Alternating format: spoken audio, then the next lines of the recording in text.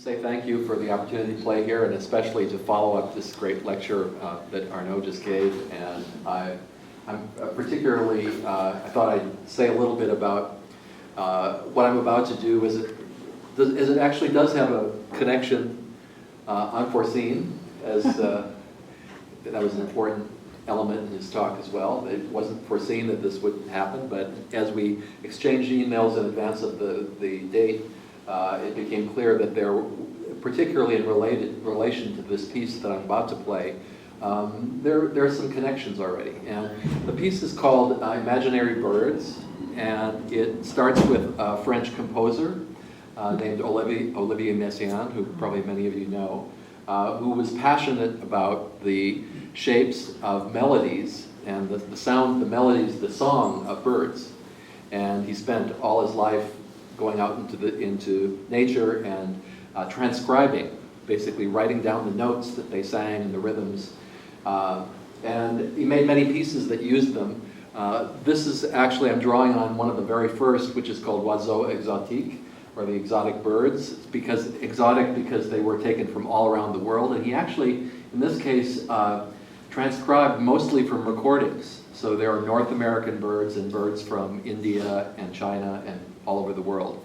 But he was using records, and he transcribed the melodies. And every note in this piece for piano and small orchestra is related to one of those transcriptions. There's nothing else except birdsong in it. And the whole idea of being able to transcribe the sounds that birds make for Western instruments, and particularly the piano, has a gorgeous piano part. It's kind of already, I think of it as tinkering. He's basically trying to get the sounds that he heard and adapt them or translate them or orchestrate them for musical instruments that come out of classical Western music. And at least you'll hear the transcriptions for piano are unusual in that they have a lot of dissonance, but at the same time occasional consonants come in. Just like as you listen to birds, I think you hear a lot. Sometimes you hear things that sound like melodies that might sound consonant, but you also hear a lot of noise and a lot of chattering and things that don't fit so well on the piano. How does he do that then to orchestrate it? Well, he seems to use the whole instrument, and he also uses a lot of different kinds of sonorities that he can get on the piano. So I'll be playing them, and then I've written this computer program that basically, I have a contraption on the piano here, another Rube Goldberg device, that basically is using light to pick up the movement of the keys, and it translates that into signals that the computer can read, so it knows exactly what notes I'm playing and what intensity I'm playing them with.